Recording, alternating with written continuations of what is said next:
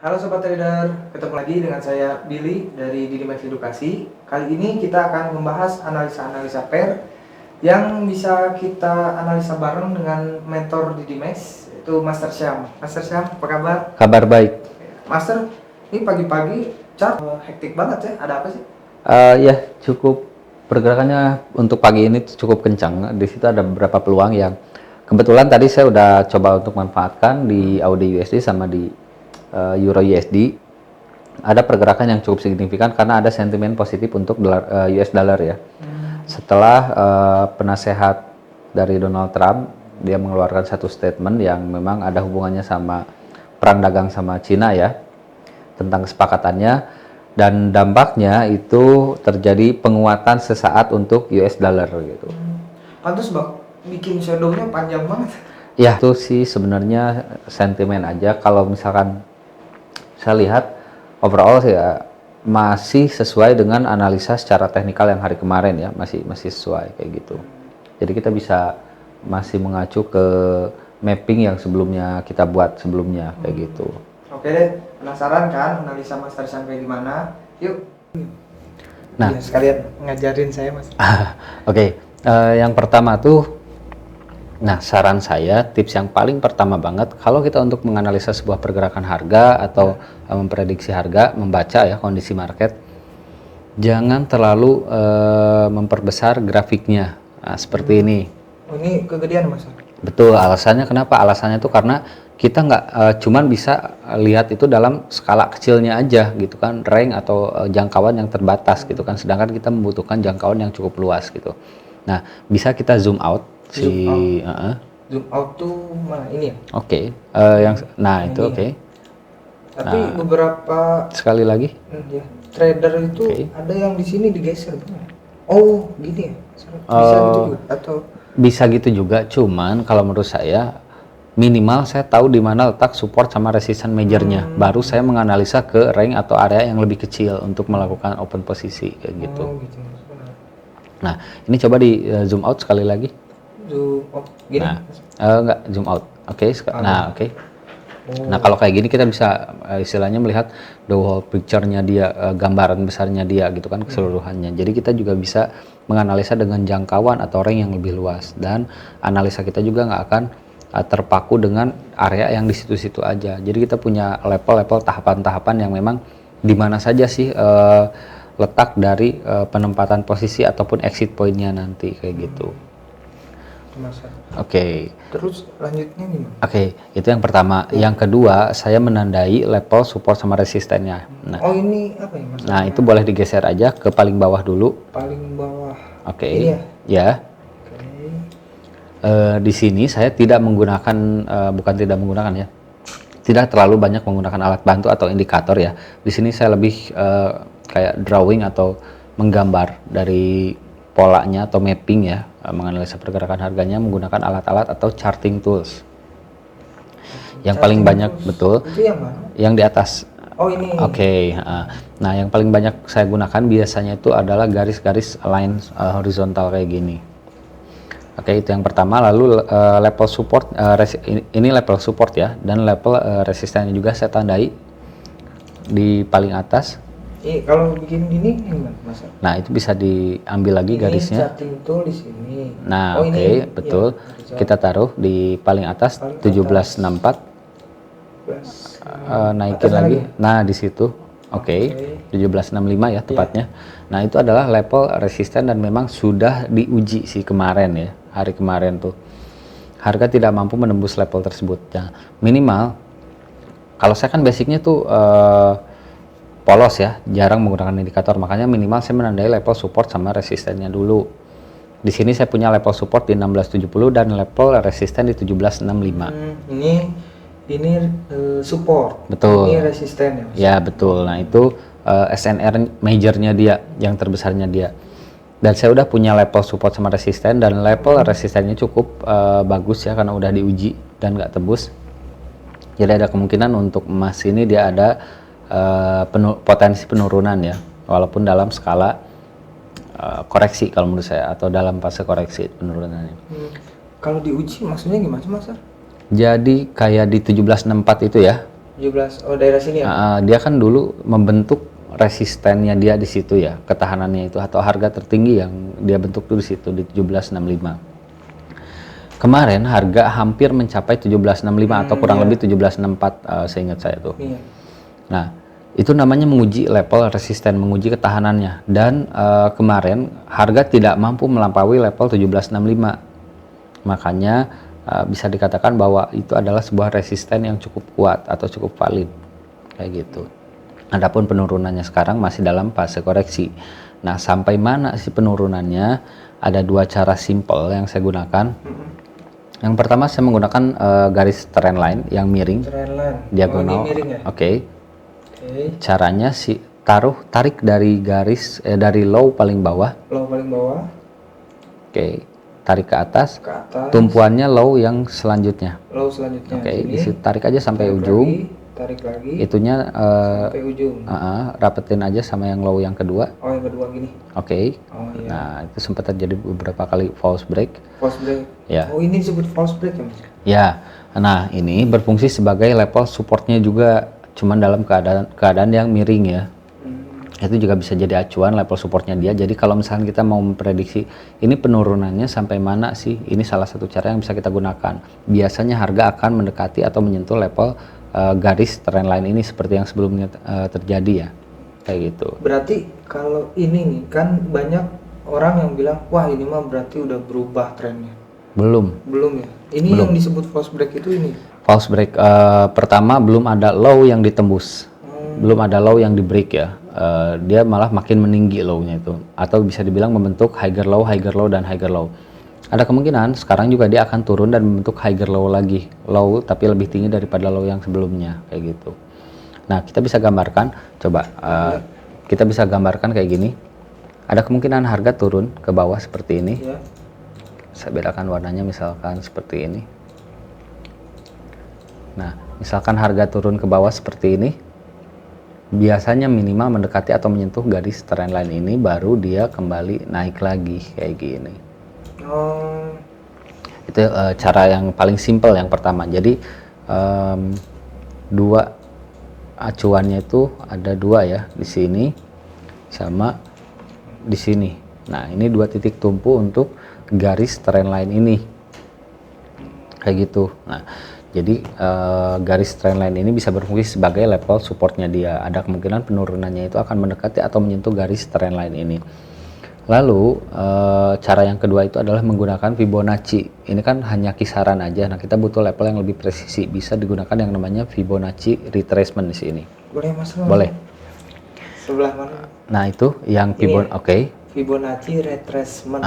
Tarik dari ujung low yang kedua. Yang kedua. Oke. Ke yang paling tinggi. Yang paling tinggi. Oke. Nah, oke. Oh iya, ada. Level Fibonacci itu dia punya ada beberapa level, yaitu dari mulai 0, 23.6, 38.2, 50, 61.8 dan level 100. Nah, kalau ini saya custom, saya set di Paul dulu ya. Kalau ini udah saya tambahkan dua level, yaitu 764 sama 788.6. Nah, Itu maksudnya apa Mas? Angka itu? ini adalah rasio-rasio atau area-area level-level pantulannya. Makanya dinamakan dengan level Fibonacci retracement untuk melihat titik pantulannya. Nah, dan level 38.2 kalau kita lihat di sini, ini dia kebetulan bertepatan juga sama level trendline tadi sini. Yang tadi tandain sama Master ya? Betul. Nah, alasan pertama dia ada kemungkinan mantul di sini. Alasan kedua dia di Fibonacci level 38.2 itu udah bisa dibilang kalau dalam kondisi tren naik, harga turun dan turunnya itu udah menyentuh level 38 atau 50 di Fibonacci retracement, itu dianggap sudah cukup ideal untuk memenuhi fase koreksinya. Ada 3 alasan sebenarnya di sini kalau misalnya untuk ambil posisi buy di level tersebut. Alasan yang pertama yang kita gunakan trendline, maka harga kemungkinan akan menyentuh trendline kurang lebih di sini ya.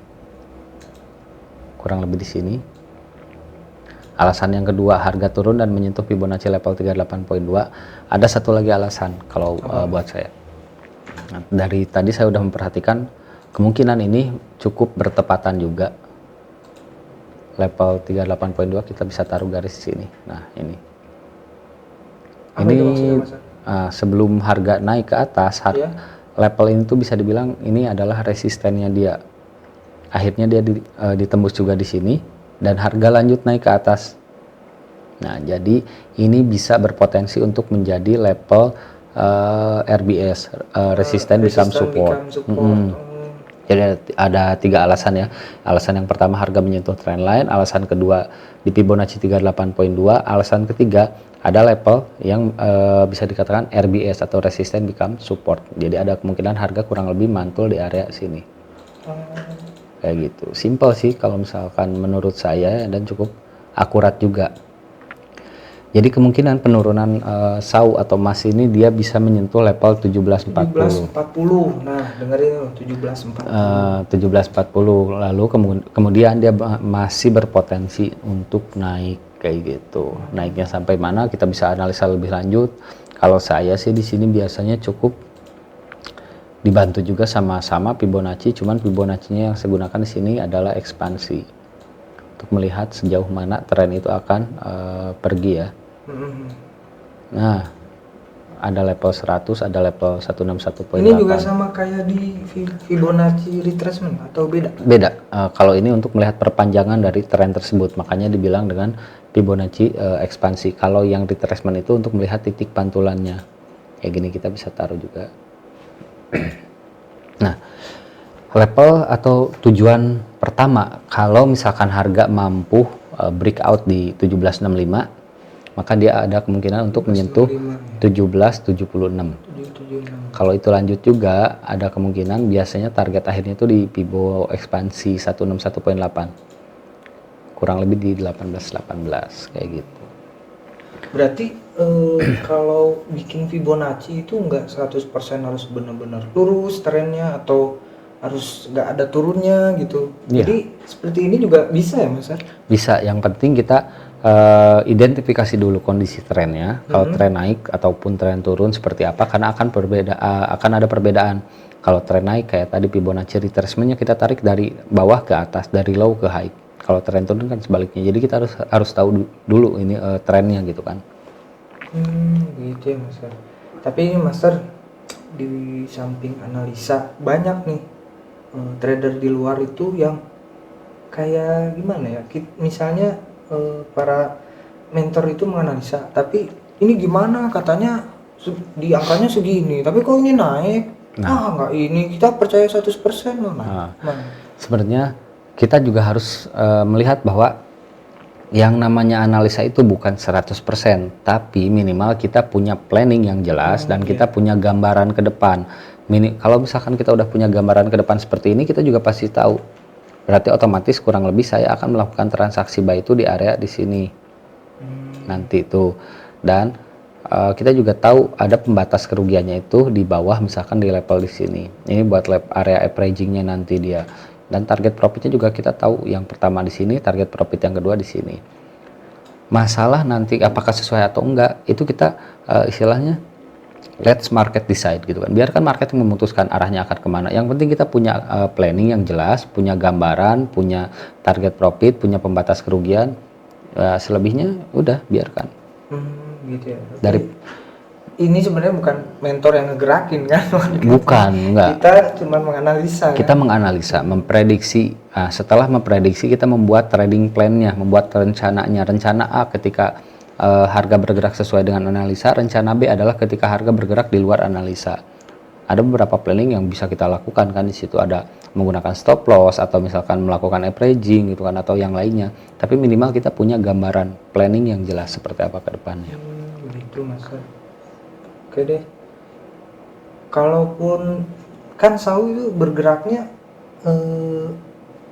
market itu berarti dari teknikalnya sendiri atau ada fundamentalnya gitu kan? Banyak berita sekarang yang emas gara-gara corona gitu. Ya betul.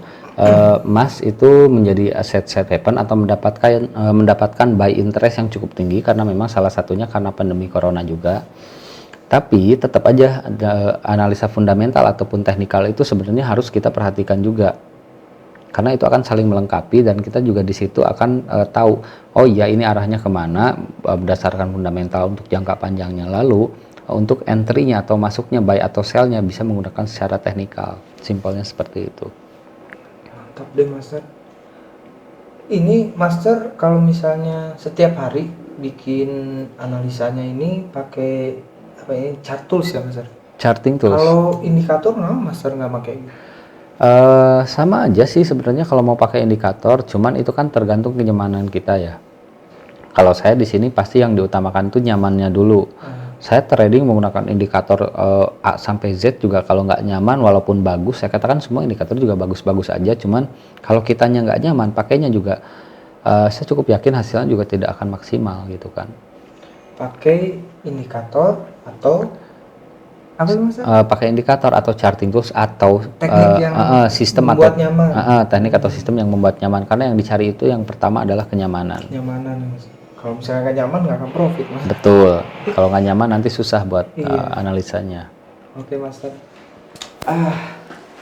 Gitu Master. Wow, ternyata simpel juga tekniknya Master. Iya, nggak ada yang sulit sih kalau menurut saya. Mungkin kelihatannya aja. Yang sulit itu adalah ketika kita mengatakan dari awal itu sulit, ya pasti akan sulit. Kalau menurut saya nggak ada yang rumit. Semua teknik atau sistem trading yang saya gunakan itu semuanya simple. Yang saya cari itu bukan masalah tampilannya atau kelihatannya seperti apa, tapi yang saya cari itu adalah tingkat akurasi dan tingkat kenyamanan saya pakai sistem tradingnya, itu yang paling penting. Betul. Udah saya nyaman, terus hasilnya juga cukup akurat, ya udah tinggal saya pakai perdalam gitu kan, atau kalau bisa kembangkan lagi, maka sistem tradingnya juga akan semakin membaik dari waktu ke waktu gitu. Nah seperti itu Sobat Trader, kita bertrading forex itu dengan kenyamanan. Ingat, trading forex itu fokus ke meminimalisir resiko, bukan mencari profit. Karena kalau misalnya kita meminimalisir resiko, profit juga ngikutin. Betul nggak Master? Setuju. Buat teman-teman yang masih belajar, jangan lupa nih tombol subscribe-nya dan jangan lupa loncengnya. Teman yang lain ingin belajar trading forex, di share aja, habis itu di like ya. Nah, kalaupun masih ada yang mau ditanyakan, boleh teman-teman tanya di komen di bawah ataupun sosmed-sosmed di Dimax Edukasi lainnya. Oke, Master Syam, terima kasih banyak. Siap, sama-sama. Tapi saya minta maaf juga kalau misalnya saya banyak nanya nantinya. Nggak apa-apa, karena memang itu tugas kami ya untuk memberikan edukasi dan kebutuhan bimbingannya juga buat teman-teman gitu kan. Memang udah jadi kewajiban saya seperti itu. Banyak tanya. Terima kasih buat teman-teman yang sudah menonton. Saya undur diri. Tunggu video-video edukasi selanjutnya. Di Dimax, we are number one.